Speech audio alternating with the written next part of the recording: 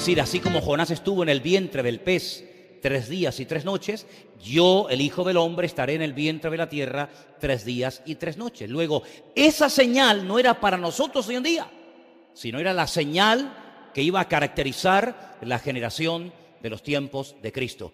Y la señal de nuestra generación, ¿cuál es? Porque si no es la primera venida, si no es la muerte y la resurrección, ¿cuál es?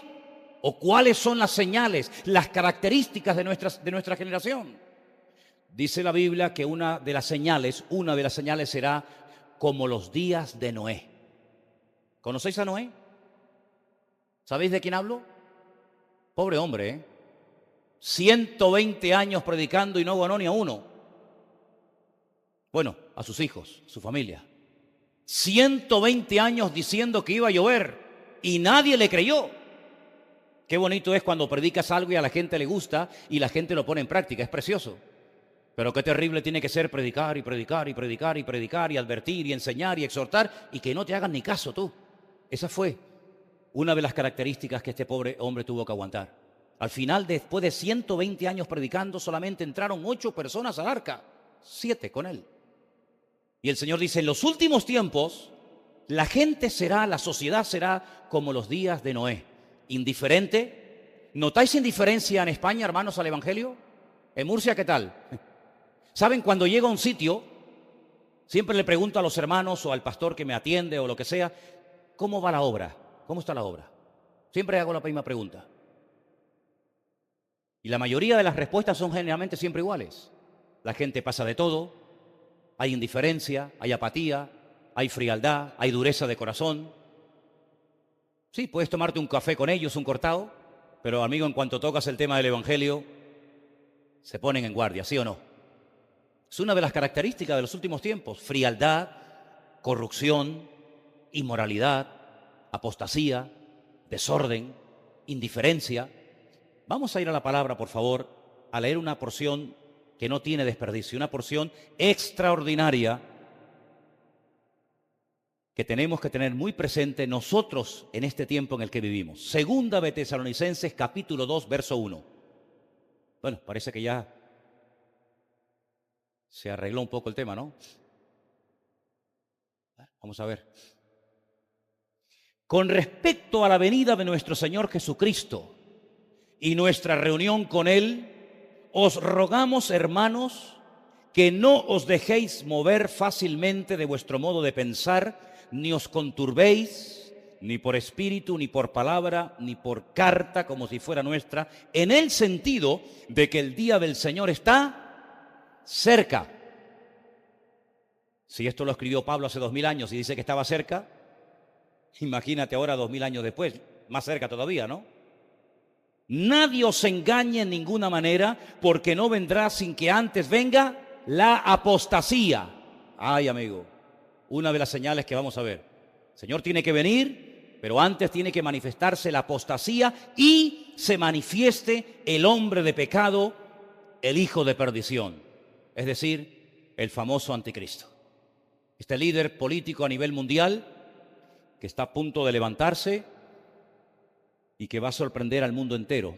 Y alguna de las cosas que este hombre va a hacer, lo dice aquí verso 4, se opone y se levanta contra contra Dios o todo lo que es objeto de culto, tanto que se sienta en el templo de Dios haciéndose pasar por Dios. Apagar los aires porque va a saltar otra vez la palanca, por favor, apagar los aires acondicionados. Se sienta en el templo de Dios. Yo hago una pregunta a ustedes en esta tarde. ¿Dónde está el templo de Dios? ¿Cuál es el templo de Dios? Porque si usted dice que el templo de Dios somos nosotros, quiere decir que el anticristo se va a subir encima tuyo. Luego no podemos interpretar esto como que se va a sentar encima de cada creyente.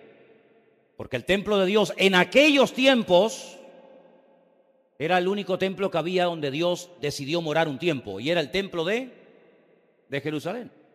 Pero usted dirá, pero hermano, pero si estamos leyendo que se va a sentar en el templo de Dios, haciéndose pasar por Dios, y hoy en día no existe templo en Jerusalén, ¿cómo se va a sentar en un templo que no existe? Bueno, usted no se está dando cuenta aquí que de una forma muy clara Está diciendo la palabra de que en los últimos tiempos el antiguo templo de Jerusalén va a ser restaurado. ¿Usted no sabía eso? Claro que va a ser restaurado y usted y yo probablemente lo vamos a ver. Y ha habido intentos a lo largo de la historia de levantar, de volver a reconstruir ese templo, y ahí en ese templo se va a volver otra vez a producir algo tremendo que va a dejar al mundo sorprendido. Dice que va a entrar en el templo de Dios y se va a llevar a cabo algo que conocemos como el nombre de la abominación desoladora. Quédese con este dato. Cuando se inaugure el templo en Jerusalén, pasarán 3 años y medio desde su inauguración hasta que este hombre entre al lugar santísimo y lo profane y se siente allí dentro haciéndose pasar por Dios y pretendiendo que toda la humanidad le rinda culto y le rinda pleitesía. 3 años y medio desde que se inaugura hasta que lo profana este mismo personaje. Pero dice aquí algo muy interesante. ¿No os acordáis que cuando yo estaba todavía con vosotros os decía esto? Verso 6. Ahora vosotros sabéis lo que lo detiene, a fin de que a su debido tiempo se manifieste. Porque ya está en acción el misterio de la iniquidad. Solo que hay quien al presente lo detiene hasta que él a su vez sea quitado de medio. Y entonces dice, y entonces se manifestará aquel inicuo a quien el Señor matará con el espíritu de su boca y lo destruirá con el resplandor de su venida. Inicuo cuyo advenimiento es por obra de Satanás, con gran poder y señales y prodigios mentirosos. Y con todo engaño de iniquidad para los que se pierden, por cuanto no recibieron el amor de la verdad para ser salvos. Por esto Dios les envía un poder engañoso para que crean a la mentira, a fin de que sean condenados todos los que no creyeron a la verdad, sino que se complacieron en la injusticia. Miren, hermanos, esto es muy claro de entender. Se lo voy a resumir de esta siguiente manera. El Señor tiene que venir. Hay más de 150 versículos en el Nuevo Testamento que dicen que Jesucristo tiene que volver otra vez a este mundo. Más de 150 versículos. Pablo habla en más de 50 ocasiones acerca de este magno acontecimiento, la segunda venida visible del Mesías, donde dice la Biblia que todo ojo le verá, toda rodilla se doblará y toda lengua confesará, para gloria de Dios Padre, que Él es el Señor de señores y el Rey de reyes. Amén. Si quiere usted más datos, más información acerca de este acontecimiento, lea por ejemplo, Zacarías capítulo 14, donde dice que cuando el Señor Jesucristo venga, dirá, dice la Biblia, ¿dónde va a venir? Dice que pondrá sus pies sobre el monte de los olivos. ¿Dónde está ese monte? En Jerusalén. Pondrá sus pies sobre el monte de los olivos y el monte se partirá y se hará un valle inmenso y saldrán del interior de la ciudad de Jerusalén ríos de agua viva. Y allí entrará en juicio con las naciones, en fin, ya hablaremos en su momento de todo esto. Pero no puede venir al Señor hasta que se manifieste la apostasía y se dé a conocer al mundo entero el hombre de pecado, el hijo de perdición, el que vulgarmente conocemos con el nombre del anticristo. La Biblia no revela el nombre propio de este hombre, pero da más de 300 detalles acerca de cómo es o de cómo será, para que cuando aparezca en escena mundial usted sepa reconocerlo y no se deje engañar. Porque dice la Biblia que una de las artimañas que utilizará será precisamente el engaño, la manipulación. Y la gente está tan deseosa de cambios, las naciones están tan hartas de ser engañadas, que en cuanto aparezca una persona que aparentemente viene ofreciendo verdades, la gente va a ser seducida y engañada de una forma tremenda, como nunca antes en la historia.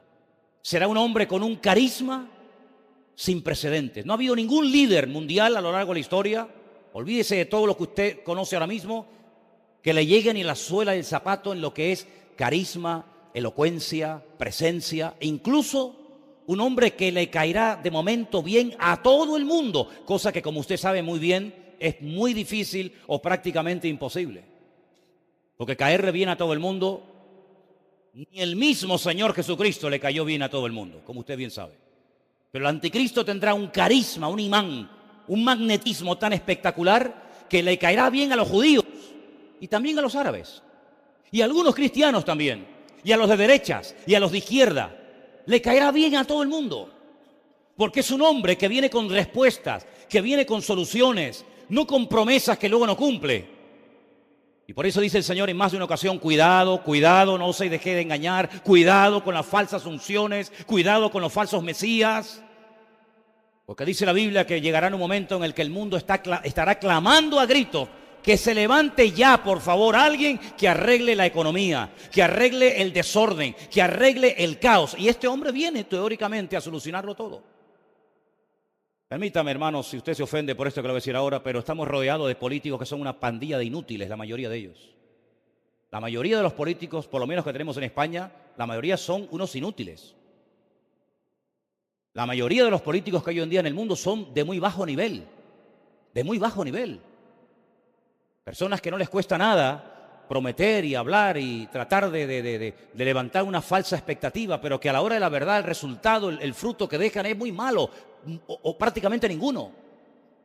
Sin embargo, este hombre dice que tendrá poder, tendrá autoridad, Satanás lo va a ungir, Satanás lo va a respaldar, el infierno lo va a apoyar de tal manera que, repito, le caerá bien a mucha gente. Y vendrá en un tiempo, dice la Biblia, lo hemos leído, de gran apostasía. ¿Eso qué es? ¿Qué es la apostasía? Bueno, la Biblia nos enseña que la apostasía es, en primer lugar, se produce en un ambiente de caos, de desorden, de disturbios, de violencia, de agresividad, pero dice también de enfriamiento. ¿Han leído esa palabra ustedes en la Biblia? Y por haberse multiplicado la maldad, el amor de muchos se enfriará. Por ejemplo, la iglesia de la Odisea, que es la última que se menciona en la lista de 7, dice que es una iglesia rica, una iglesia pudiente, pero una iglesia que tiene una característica que se le vuelve en su contra, y es la tibieza.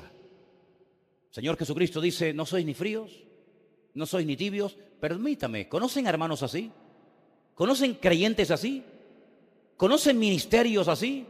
¿Conocen denominaciones así? Cantidad, hermanos. Vivimos en unos tiempos de una apatía, de una indiferencia. Y el anticristo se levanta precisamente en ese caldo de cultivo, en ese ambiente de frialdad, de indiferencia, de pasotismo. Y viene apoyado y viene avalado y viene, digamos, apuntalado por otro personaje del cual habla mucho, mucho la Biblia. Y es el que la Biblia llama el falso profeta. Profeta pero falso.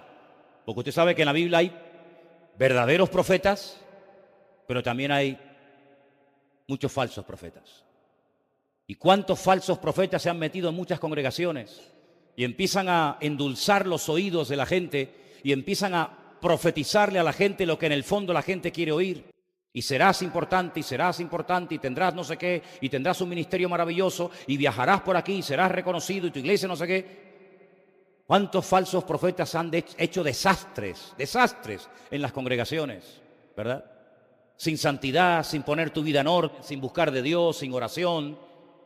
Te ofrecen todo a cambio de nada. ¿Qué te parece? Venga, vamos a recibir unción, vamos a llenarnos del Señor, vamos a gozarnos en el Señor. No importa si vives en desorden, no importa si vives en pecado, no importa si no te hablas con el hermano que está sentado a tu lado, no importa si has humillado a tu mujer hace media hora antes de venir a la iglesia, no importa si no eres una persona espiritual, no importa, el Señor te ama y te quiere bendecir y todo a cambio de nada. Ese es el mensaje que cae bien en las congregaciones. Ese es el mensaje de muchos que se llaman profetas, que vienen a las iglesias y te dan todo, ¿verdad? Vengan, hermanos, vengan adelante, vamos a orar. Ahora levante la mano y voy a orar, a soplar o le doy con la chaqueta. Alguna vez se me han preguntado, hermano, ¿por qué hay pastores que cuando oran y le tiran la chaqueta a la gente se cae? Y le digo, porque dentro de la chaqueta tienen una llave inglesa. Y claro, te mete un chaquetazo de esos y caes como una pelota al suelo, ¿no? Es una broma, ¿no? Pero ¿saben una cosa, queridos hermanos? Vivimos en unos tiempos muy peligrosos, muy, muy peligrosos. ¿Saben cuánta gente está dispuesta a pagar con tal de que su hijo sea sanado, con tal de que su marido vuelva otra vez con ella, con tal de que su matrimonio sea restaurado? ¿Saben cómo se han levantado los santeros, los brujos, los centros esotéricos? Esta gente que cuando le llamas por teléfono lo primero que te preguntan, porque saben mucho, tienen un discernimiento espiritual tremendo, no sabes ni cómo te llamas. Lo primero que te pregunta es, ¿cómo te llamas? Tú sabrás. ¿Estás casado o soltero? Míralo ahí. Míralo ahí. Ya empezamos mal, no sabe ni cómo me llamo y me quiere arreglar la vida. Es increíble, ¿no? Pues dice la Biblia que vendrá la apostasía. El amor de muchos hermanos se enfriará.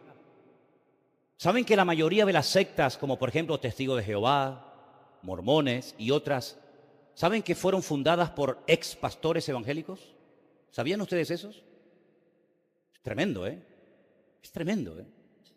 Gente que fueron pastores, siervos de Dios, pero que pasó algo en su vida, que decidieron irse por libre. Eso aquí en España no se ve, ¿verdad? En España todo el mundo se sujeta, todo el mundo obedece, no hay ningún problema. ¿Cuántas personas se han levantado, se han enfadado con la iglesia, con el pastor, con la mujer del pastor, con el líder de jóvenes o con quien fuera? Y a los 2 días, a la semana, te enteras de que ha abierto una iglesia y ahora es pastor. Y tú dices, ¿pero cómo puede ser esto? Pues si el otro día estaba en la iglesia y ahora es pastor. Porque tenía un garaje, sacó los coches y la moto que tenía dentro, compró 20 sillas, se compró una chaqueta y una corbata y puso un cartel fuera, iglesia evangélica, y ahora es el pastor fulano de tal. Y no ha leído ni la Biblia completa en su vida. Pues esto lo vamos a ver. Ahora estaba yo en Guadalajara y cuando iba a entrar a la iglesia, veo que, hermanos, pero así como les digo, la iglesia estaba aquí y a 20 metros enfrente veo otra iglesia y le digo a la esposa del pastor, hermana, pero la iglesia no es allí. Dice, no, la iglesia nuestra es esta. Digo, pero es que allá hay otra. Dice, no, y allá hay otra. Y allá hay otra. Y es un barrio chiquitín que hay 5 iglesias. Esta salió de esta, pero después se enfadaron, se dividieron y salió esta. Y esta se dividió y salió de esta. Así que eran todos de esta, pero ahora son 5, pero eran todos de la misma. Aquí se quedó el primo y la prima, y aquí el padre, pero la madre no, y la madre se fue como el ejército de Pancho Villa, hermanos. Igual que el ejército de Pancho Villa. Y el anticristo, el diablo, le gusta todo eso, la división, la discordia, la pelea, la iglesia a la carta, el evangelio a la carta. A mí me gusta porque predica esto, pero en cuanto apriete un poco las tuercas me voy a la otra, que allí es más suave y allá hay más amor. Y en este ambiente típico nuestro es donde se va a levantar toda esta basura y este personaje llamado el anticristo. Donde muchas personas, viendo todo este escándalo y estas divisiones y estos malos testimonios, dicen, me quedo en mi casa y no quiero saber ya nada de nadie. ¿Y cuántas veces ha pasado eso, hermanos? ¿Cuántas veces por escándalos, por malos ejemplos y por malos testimonios, en vez de evangelizar, lo que han hecho es que han vacunado a una ciudad entera en contra del evangelio del Señor Jesucristo? Y hay que ser hoy en día pero que muy maduro, hermanos, para seguir confiando y mirando solamente al Señor, no al hombre. Porque en los últimos tiempos habrá escándalos y habrá malos testimonios y habrá malos ejemplos y la mayoría de ellos dentro de las congregaciones. Por eso yo les animo a todos y a cada uno de ustedes a que oremos y busquemos la santidad y busquemos en Dios, en su palabra. Porque en los últimos tiempos vamos a oír cosas súper extrañas. No me hace mucha gracia anunciar lo que voy a decir ahora, pero para que veáis lo que os estoy diciendo. ¿Saben las iglesias que más están creciendo hoy en día en los Estados Unidos? Iglesias evangélicas nudistas. Y dice, bueno, ¿y cómo se puede basar una iglesia en ir todos desnudos al culto? Y no es por el calor, sino porque en la puerta de la iglesia tienen un versículo que dice, despojaos del viejo hombre. ¿Y cómo puede ser eso, hermanos? ¿Cómo puede ser eso? Por eso los que antiguamente que oraban poco y conocían poco de la Biblia y escapaban, ya se acabó ese tiempo, hermano. Ha llegado el tiempo en el que hay que doblar la guardia y buscar más de Dios y conocer mucho de la palabra para que no nos dejemos desanimar, porque una de las características que el diablo va a tratar de meter en las iglesias en los últimos tiempos va a ser el desánimo. El tirar la toalla, el ya no aguanto más, el ya no peleo más, el ya no busco más de Dios. Y yo les digo que lo que nosotros necesitamos más que nunca es doblar la guardia, orar, esforzarnos, pelear la buena batalla, porque el Señor quiere avivar a su pueblo. ¿Cuántos dicen amén? Así que, hermano, yo le animo a que se meta con Dios en su palabra y a que busque de Dios. Ha llegado el momento de ser autodidacta. Y no depender tanto del púlpito, no depender tanto de ministerios, no depender tanto del fulanito, del menganito, sino depender única y exclusivamente del Señor. ¿Cuántos dicen amén? Y una de las cosas que va a entrar en crisis en los últimos tiempos es la santidad. La santidad. ¿Qué es la santidad? Vivir en orden. Eso es la santidad. No es tener cara de santurrón y hablar bajito. Y cuando uno va a orar, Padre Celestial, te pedimos que tú... No es nada de eso místico. Es vivir una vida en orden, una vida como dice la palabra de Dios, perdonando cuando hay que perdonar, humillarnos cuando hay que humillarnos, orar cuando hay que orar. En otras palabras, ser como Dios manda, decentemente y con orden. ¿Cuántos dicen amén? Y cuando todo este caos se produzca y este hombre se levante y parece como que todo va tan bonito, hermano, se va a dar la vuelta a la tortilla. Y por eso vemos en la Biblia caballos que van cambiando de colores. Y es como una forma indirecta de decirte que lo que empezó muy bonito va a terminar fatal. Y aquel templo que llevan tantos siglos orando para que se reconstruya va a ser profanado y comenzarán las cosas a ponerse difíciles y este hombre va a ser de las suyas. Y entonces nos dice la palabra de Dios que en aquel tiempo el pueblo que conoce a Dios se esforzará, el pueblo que tiene sus raíces en la palabra de Dios soportará y podrán caer por un lado y por otro, pero los que tengamos la mirada y la confianza puesta en el Señor permaneceremos fieles y firmes hasta la muerte. Y bueno, hermanos, al final de los tiempos, cuando ya el mundo esté ya de mal en peor, cuando ya incluso el mismo pueblo de Israel, que ha ganado todas las guerras que ha librado, en los poquitos años que tiene como nación ahora en esta última etapa moderna, todas las veces que le han atacado siempre ha salido vencedor, nunca ha perdido. Hombre, claro, ha habido víctimas, ha habido bajas humanas, pero siempre ha ganado. Pues llegará un momento cuando el mismísimo pueblo de Israel, un país tan pequeño pero tan poderoso al mismo tiempo, en todos los aspectos, se verá con la soga al cuello. Y aquellos que le han tratado de favorecer y de ayudar y de apoyar lo dejarán más solos que la una. Y se llevará a cabo una tremenda batalla en un valle hermoso, se llama el Valle de Jezreel o el Valle de Megido, y allí millones y millones de seres humanos pelearán los unos contra los otros. En aquel valle donde Napoleón dijo, cuando llegó, desembarcó en Jafo, y llegó a aquel valle, dijo, este es el valle perfecto para librar a cabo una gran batalla. En ese valle se llevará una batalla sin precedentes. Israel será atacada por tierra, por mar, por aire. Árabes, europeos, de todas las naciones de la tierra, irán y pelearán en ese valle. La sangre dice que llegará hasta la altura de los frenos de los caballos. Cuando la guerra se termine estarán más de 7 años quemando armamento, 7 meses enterrando muertos, una masacre sin precedentes. Y será en aquel momento cuando el pueblo de Israel se vea con la soga al cuello, cuando dice la Biblia que mirarán al que traspasaron y lo verán venir en la nube, y el Señor Jesucristo pondrá sus pies sobre el monte de los olivos y reinará sobre la casa de Jacob para siempre, y su reino no tendrá fin. ¿Cuántos dicen amén? Así que vamos a entrar en unos tiempos muy complicados, vamos a entrar en unos tiempos donde aparentemente como que no está pasando nada, pero hermano, este mundo es un polvorín que en cualquier momento explota y sale todo por los aires. Y por eso una de las cosas que yo quiero pedirles a todos y a cada uno de ustedes en esta tarde es que, hermanos, vivan una vida cristiana consecuente. No vivan desde la teoría, no vivan vidas light. Me congrego cuando quiero, leo cuando quiero, hago lo que me da la gana, pero el Señor sí, que siempre me bendiga, que siempre me ayude, que siempre me respalde. No, hermano. Ha llegado el momento de verdad de vivir vidas santificadas, vidas comprometidas, vidas donde vamos en serio con el Señor, peleando no cualquier batalla, no metiéndonos en historias y después pidiendo, Señor, socorro, ayúdame, que me he metido en otro lío, sino peleando la buena batalla, como dice la Biblia. Y consultando, por favor, consultando, no informando, que no es lo mismo, aparentemente, pero no es lo mismo, ¿eh? No es lo mismo que un hijo te llegue y diga, papá, que mañana me voy de casa. No es lo mismo que te diga un hermano, ora por mí que mañana voy a hacer un negocio. No es lo mismo informar que consultar. En el fondo, ¿qué es lo que queremos hacer, hermanos? ¿Nuestra voluntad o la voluntad del Señor? Nuestra voluntad puede estar equivocada, ¿sí o no? Pero Romanos 12:1 dice, presentad vuestros cuerpos en sacrificio vivo. Bueno, previamente dice, no os conforméis, no seáis conformistas, no os conforméis a este siglo, sino renovaos por medio de la renovación de vuestro entendimiento para que podáis comprobar la buena voluntad de Dios, que es santa, agradable y perfecta. Por eso es muy bueno consultar a Dios. Señor, ¿qué opinas tú de esto?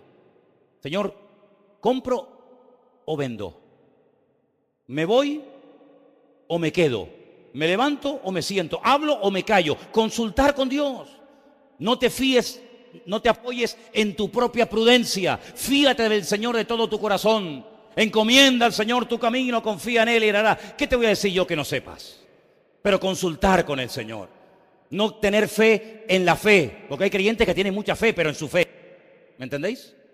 Tengo una fe tan grande que creen que la fe es la llave maestra, que le abre todo a vida y por haber, y que Dios está a tu entera disposición 24 horas al día, como el cajero de la Caixa. Que llegas a las 3 de la mañana y sacas dinero, o a las 2, o a las 10. No. Somos nosotros los que tenemos que estar a la entera disposición y el servicio del Señor 24 horas al día, ¿sí o no? Por supuesto, hermano, por supuesto. Y si el Señor cierra una puerta, no te enfades. Si no se dio aquello que tanto anhelabas tener, no pasa nada. Sabe Dios, el Señor, cerrándote aquella puerta, de menudo lío te libró. ¿Cuántos dicen amén?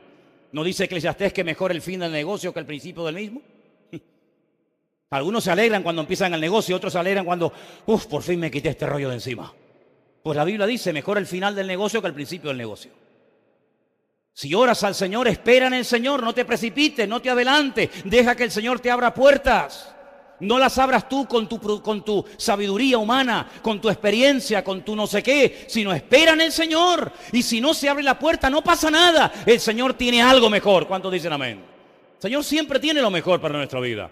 Él sabe lo que te conviene y lo que no te conviene. Lo que ahora crees que puede ser lo mejor de tu vida, mañana ándate con ojo que puede ser lo peor de tu vida. Como alguien dijo, y hermano, no me refiero a vosotros, creedme. El matrimonio puede ser la clave o el clavo. Yo confío que sea la clave. Confío que sea la clave y no el clavo. El mismo Señor Jesucristo dice que por lo que padeció, aprendió obediencia. Lo dice el libro de Hebreos, ¿lo habéis leído? Aunque era hijo, por lo que padeció, aprendió obediencia. Es decir, que el ser hijo de Dios no significa que podía hacer, con todo respeto, lo que le daba la gana. Sino él llegó a decir, lo que yo hago, lo que yo digo es lo que mi Padre me dice que haga y que diga. Y había momentos cuando permanecía con la boca cerrada, no porque no tuviera cosas que decir, cuidado, sino porque no era el momento de hablar, porque el Padre no le decía que hiciera nada o que no hablara. Por lo tanto, nosotros tenemos que aprender a esperar en Dios. Y si hay un momento en tu vida en el que te encuentras en estos tiempos difíciles en los que estamos viviendo en una batalla, porque parece, no sé por qué, como que siempre tenemos que estar haciendo algo. Somos incapaces de estar tranquilos sin hacer nada. Algunos se ponen muy nerviosos cuando no hacen nada. Y el mismo Señor Jesucristo tuvo que ir una noche a un huerto, el huerto de Getsemaní, a decirle al Padre algo muy interesante y que le salió muy bien. Padre, pasa de mí esta copa, pero que no se haga mi voluntad, sino la tuya. Y es la primera vez, y corregidme si me equivoco, que pidió oración. ¿Tú has pedido alguna vez oración a alguien? Qué bonito es saber que alguien siempre está orando por nosotros, ¿verdad? ¿Cómo se nota? ¿Cómo noto yo? Lo digo de verdad, ¿cómo noto yo cuando ustedes oran por mí? Y todos ahora están contentos y orgullosos, ¿no? Pero ¿saben qué? ¿Cómo noto yo cuando no estáis orando por mí, ¿Cómo lo noto, Sobre todo Elena. Sobre todo Elena. Dice, hermano, orad por Manolo, que está que no hay quien lo aguante. Pedro, Jacobo, Juan, ¿podéis orar por mí esta noche que mi alma está triste hasta la muerte? Tú, Señor, tú, pedidme oración a mí. Pero, Señor, qué humildad de parte del Señor, Orar por mí, el creador del universo, el rey de reyes, el señor de los señores, el salvador del mundo, pidiendo a sus discípulos que oraran por él. ¡Qué acto de humildad tan tremendo! Alabado sea Dios. No dijo, ¿cómo estás? Yo bien, bien. Como alguna gente, ¿cómo estás? Yo bien, bien, todo bien. Y después están hechos polvo por dentro. El Señor no vivía de apariencias. No hay que vivir de apariencias. Si hay que pedir oración, pida oración, hermano. Y cuando hay que dar testimonio, dé testimonio, no pasa nada. Y se le quedaron dormidos, sabemos la historia, ¿verdad? Qué tremendo. Pero hermano, estamos en unos tiempos en los que necesitamos orar mucho los unos por los otros. Porque dice la Escritura, y usted lo sabe bien, que el juicio por donde va a comenzar la zaranda, la limpieza va a ser por la casa de Dios. Porque el Señor no viene a buscar una iglesia en cualquier condición. El Señor, que yo entienda, viene a buscar a una iglesia sin mancha y sin arruga. Y Con todo respeto lo digo y es mi opinión personal, yo creo que todavía en la iglesia del Señor todavía hay muchas arrugas y muchas manchas. ¿Sí o no? ¿Las arrugas por qué salen? ¿Qué tiene que hacer uno para que salgan arrugas? Díganme, ¿sí? Nada, ¿no? Las arrugas vienen porque uno se va haciendo mayor, ¿sí o no? Pues si el Señor viene a buscar una iglesia sin arrugas, es porque quiere una iglesia joven, una iglesia renovada, no una iglesia vieja, una iglesia enferma, una iglesia en una pésima condición. Viene a buscar una iglesia con vitalidad, no viene a buscar una iglesia medio moribunda, media muerta. Viene a buscar una iglesia renovada y viva. ¿Cuántos dicen amén? ¿Y qué tiene que hacer uno para mancharse? Hombre, para limpiarse uno tiene que hacer muchas cosas. Pero ¿y para mancharse? Nada. Hermanos, cuando a veces veo la basura que se acumula, a lo mejor en un día limpiando la casa, digo, ¿y cómo entró tanta suciedad a la casa? Es que entra la suciedad, es que las cosas se manchan solas. Se manchan solas, hermano. ¿Usted se baña de vez en cuando, sí o no? ¿Sí o no? Hombre, pero no. Si no, encendemos los aires otra vez. Y los dientes hay que lavarlos de vez en cuando, ¿no? Y perfume, esas cosas, ¿sí o no? No diga, el Señor es mi pastor, nadie faltará. Sí, pero un baño te hace falta, ¿eh? Un baño de... El Señor viene a buscar una iglesia sin arrugas, renovada, joven, vital y sin manchas. Y nos manchamos cuando nos metemos donde no tenemos que meternos. Y hermanos, por eso tenemos que pedir cada día, Señor, limpia mis ojos. Limpia, porque son las ventanas del alma. Y lo que entra por los ojos domina el corazón. Qué gran verdad decía el Señor cuando dijo, si tus ojos te dominan, querido, y no los puedes controlar, mejor arráncatelos, que mejor es entrar tuerto que no entrar.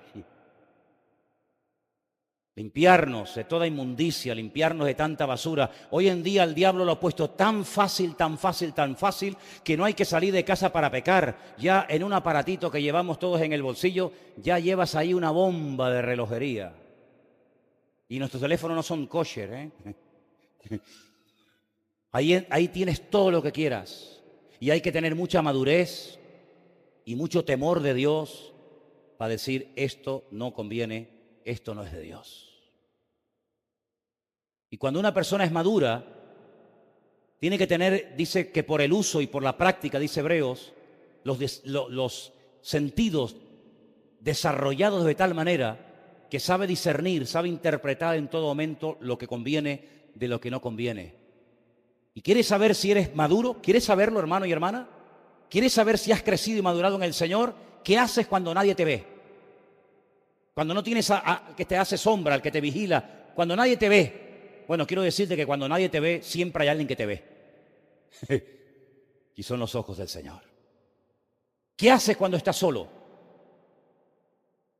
Ay, hermanos, vivimos en unos tiempos difíciles y peligrosos porque una de las cosas que estamos viendo de una forma tremenda es ver que el elemento básico que sustentó a la humanidad durante décadas y generaciones, como era la familia, se está desmoronando de una forma terrible.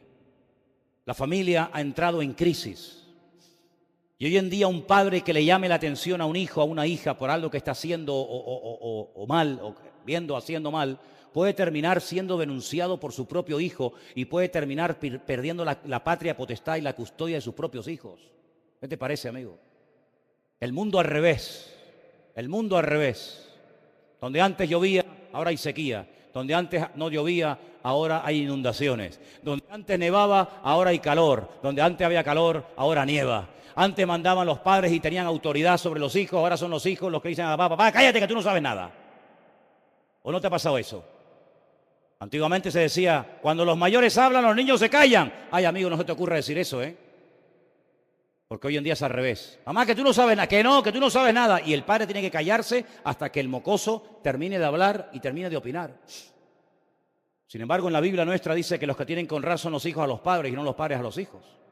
Eso dice la Biblia. Pero vivimos en tiempos donde los principios se han perdido. Cuando miras a una persona, lo tienes que mirar muy bien de arriba abajo porque no sabes con quién estás hablando. Si lo tratas de él o de ella o no sé de qué. El otro día yo hablaba con una persona y lo estaba tratando como una mujer. Y después resulta que Le miré así las manos, digo, ahí va. Este me da un guantazo y me parte a la mitad. Y era un hombre, tú. Pero cualquiera dice algo acerca de eso. Cualquiera dice algo. Ahora yo iba en el barco a la península y durante la noche hacían espectáculos en un barco donde uno va a lo que va, de drag queen, de homosexuales, de lesbianas allí delante de los niños, delante de todo el mundo como si nada. Y la gente aplaudiendo y participando. Algo terrible, algo terrible. Pero no digas nada en contra de eso, porque estás caducado. Eso es de la época de antes. Ya hoy en día todo ha cambiado y diferente. Hermanos, nuestro patrón, nuestra regla de conducta es la palabra de Dios. Y Dios ama a todo el mundo, claro que sí, faltaría más. Ama a los asesinos, ama a los violadores, ama a todo el mundo. Pero lo que no ama a Dios de nadie es su desorden y su pecado. Y por eso tuvo que venir el Señor Jesucristo a este mundo, para restaurarnos, para ayudarnos, para bendecirnos. Y el cambio empieza cuando tú reconoces que necesitas cambiar. Porque el único que nos puede cambiar, dicho sea de paso, es nuestro Señor Jesucristo. Quiero terminar diciendo algo. Señor Jesucristo dijo antes de marcharse de este mundo algo muy, muy importante. Dice, mi paz os dejo, mi paz os doy, no como el mundo la da. Eso quiere decir que vamos a tener que recurrir mucho y pedirle la paz, el equilibrio al Señor para poder vivir vidas cristianas victoriosas y bendecidas en los últimos tiempos. Y ha llegado el momento, hermanos, cuando el Señor nos ha demostrado muy claramente algo que yo creo que tenemos que tener grabado a fuego en nuestros corazones, y es que Dios es fiel y nunca abandona a sus hijos. ¿Cuántos dicen amén? Dios es tremendamente fiel. Te pueden tirar, te pueden botar de un trabajo, puedes perder amigos, puedes perder salud, te pueden engañar, te pueden calumniar, lo que tú quieras. Pero nuestro Dios ha prometido estar con nosotros todos los días hasta el fin del mundo. Y solamente quiero recordarles algo que ustedes saben ya y conocen perfectamente. El pueblo de Dios estaba acampado en un momento determinado en el desierto. Era un tiempo muy complicado. Habían salido de un tiempo de esclavitud, de opresión, de tortura terrible. Y se aventuraban a una aventura, a un país nuevo, desconocido, pero un país donde Dios quería que entraran. Y estaban en terreno de nadie. Estaban en el desierto. Ni entramos ni salimos. Estamos aquí, ¿ahora qué hacemos? El Señor les dio instrucciones, les dio palabras, les dio exhortaciones, les dio mandamientos, en fin, todo lo que ustedes saben. Pero un día apareció por el campamento unas personas, un pueblo, que engañaron. Un pueblo que mintieron diciendo que eran de muy lejos, de muy lejos. Dice, mirad cómo vestimos. Cuando salimos de nuestra casa, nuestras ropas estaban nuevas, intactas, y mira, ahora son harapos. Y cuando salimos de nuestras casas, nuestro pan estaba calentito, recién sacado del horno, y ahora está mohoso, ahora está malo. Por lo tanto, no tengáis miedo, no somos vecinos vuestros, venimos de lejanas tierras y queremos pactar con vosotros, queremos adaptarnos a vuestra cultura, queremos ser amigos. Y Josué, que no era un tonto, que era un hombre que había estado 40 años aprendiendo nada más y nada menos que de Moisés, el gran varón de Dios, dice que pactó con ellos y le dijo, bueno, pues si son de lejos y no son enemigos y no vienen con malas intenciones, pues venga, vamos a llevarnos bien. La Biblia dice que todo tenemos que ponerlo delante de la presencia del Señor, esperar una respuesta de parte de Dios, consultar con el Señor, etcétera, etcétera. Por no consultar con el Señor, metieron la pata. Pactaron con el enemigo. Al día siguiente se enteraron de que de lejanas tierras nada, vivían al lado de ellos. Pero como ya habían empeñado la palabra, no pudieron romper el pacto que habían recién hecho con ellos. ¿Os dais cuenta, hermanos, como un gran varón de Dios llamado Josué, por no consultar con el Señor y esperar respuesta divina, fue engañado? ¿No te das cuenta que en los últimos tiempos nosotros también, si no ponemos nuestra confianza y nuestra mirada única y exclusivamente en el Señor y en su palabra, también podemos ser engañados?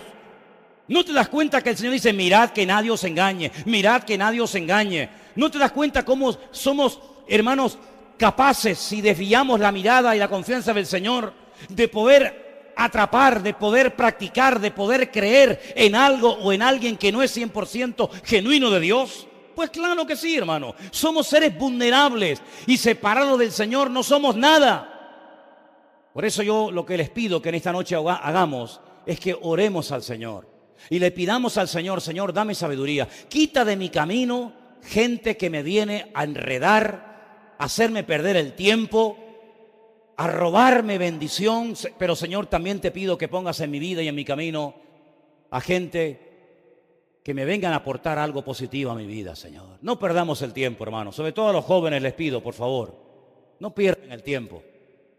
No pierdan el tiempo en conversaciones absurdas y ridículas, llenas de vanidades, sin objetivos espirituales de ninguna índole. Pasemos tiempo a solas con el Señor, conozcamos al Señor, conozcamos la palabra del Señor, descubramos el corazón de Dios. ¿Qué es lo que a ti te gusta, Señor? ¿Cómo te puedo agradar, Señor? No solamente dame, sino, Señor, ¿en qué te puedo servir? Quiero conocerte, quiero honrarte, quiero servirte con mi tiempo, con mis talentos, si es que tengo alguno, con mi energía, con mis capacidades. Quiero, Señor, estar a tu servicio. Y el Señor nos puede sorprender. Yo creo que todavía el Señor quiere y puede contar con nuestra vida. ¿Cuántos lo creen? Yo creo todavía que somos potencialmente útiles para el Señor. No perdamos el tiempo, hermanos. Consultemos con Dios. Y estoy plenamente convencido de que si ya hemos entrado en este callejón sin salida llamado últimos tiempos o tiempos finales, el Señor nos va a guardar. El Señor nos va a proteger, dice, porque aunque tenemos poca fuerza, si nos mantenemos fieles al Señor, Él y solamente Él nos guardará de la hora de prueba que ha de venir sobre todas las naciones de la tierra. ¿Cuántos dicen amén? Cierra tus ojos ahí donde estás, hermano, por favor. Vamos a orar. Pidámosle al Señor sabiduría. Pidámosle al Señor que abra nuestros ojos, que hoy se ha cantado esa canción, abre mis ojos, Señor, para que no seamos víctimas de falsas enseñanzas, de falsas doctrinas, de historias extrañas y raras que aparentemente suenan muy bonitas, pero que su fin son muerte. Que verdaderamente, hermanos, a estas alturas de nuestra vida, que ya han pasado ya unos cuantos años, podamos tener las cosas claras y sobre todas las cosas saber quién es nuestro Dios. Conozcamos más de nuestro Dios, sirvámosle mejor y pidámosle juntos al Señor en esta noche que Él nos guarde y nos ayude y nos bendiga en esta noche y en esta semana y a lo largo de nuestra vida.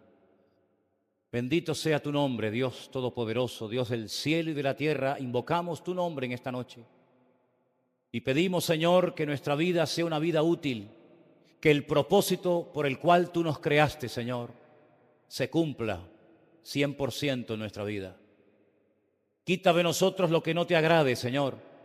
Abre nuestros ojos para que podamos, Dios mío, estar atentos, velando, orando, sabiendo en todo momento, Señor, que las profecías se están cumpliendo de una forma tremenda, que tú te acercas, que tú vienes pronto a buscar a tu pueblo sin mancha y sin arruga. Quita de nuestra mente malos pensamientos, quita de nuestro corazón las malas inclinaciones, porque perverso y maligno es el corazón.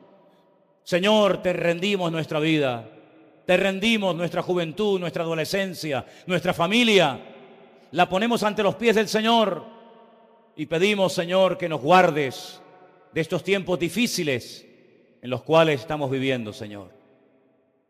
Extiende tu mano, Señor, y levanta tu iglesia con poder. Aviva tu obra, Señor, y permite tú, Señor, que hasta el último momento de nuestra existencia, nuestra vida sea una vida de bendición, una vida útil, y una vida, Señor, que te glorifique a ti, Señor. Gracias te damos porque sabemos que contamos con tu ayuda, contamos con tu respaldo y pedimos, Señor, que tú nos guardes a todos y a cada uno de nosotros en el bendito y poderoso nombre de Jesús. Amén. Y amén. Nos ponemos de pie, hermanos, en esta noche, por favor.